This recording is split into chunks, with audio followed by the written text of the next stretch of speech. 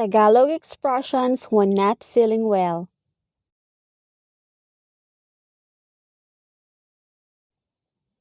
Masama ang pakiramdam ko. I'm not feeling well.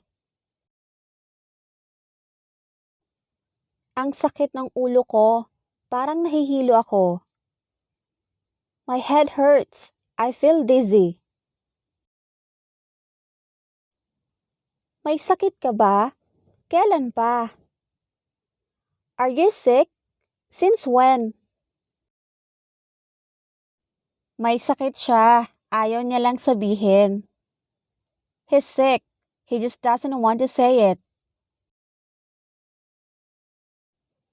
Sobrang sakit. Hindi ko na kaya. It really hurts. I cannot bear it anymore. Aray, natalisod ako sa may bato. Ouch! I stumbled over a rock. Kailangan ko ng mabisang gamot. I need an effective medicine.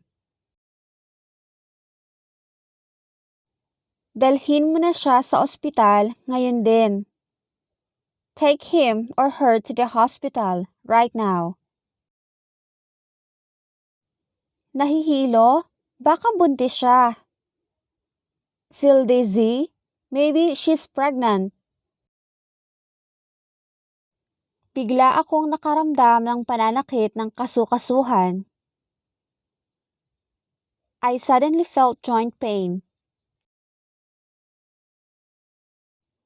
Sumisikip ang dibdib ko. Nahihirapan akong huminga. My chest tightens. I can't breathe. Gusto kong magpatingin sa doktor. I want to see a doctor.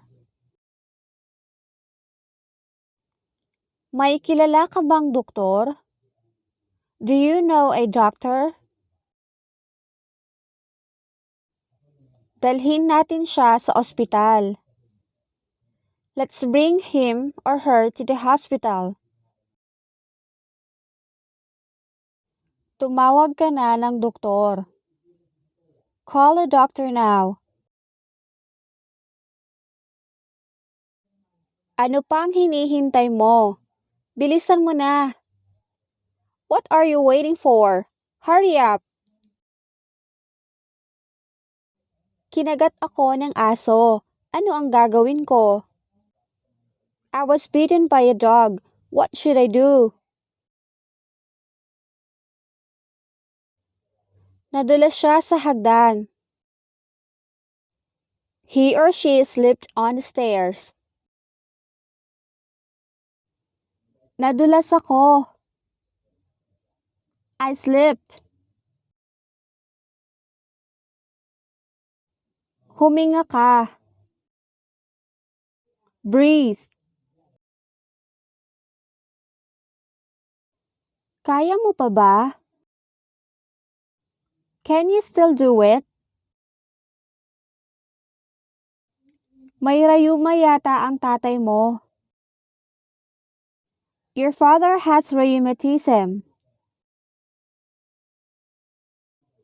Magpatingin ka na kaya sa doktor bago pa mahuli ang lahat.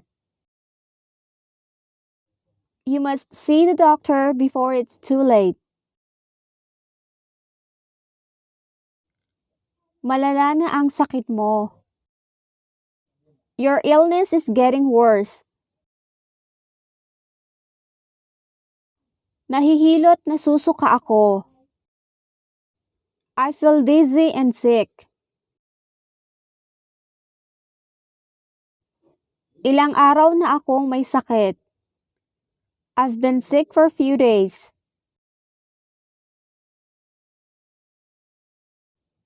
Wala akong ganang kumain. I have no appetite. Malamig at namumutla ang mga kamay mo. Your hands are cold and pale. Kamusta na ang pakiramdam mo? How's your feeling?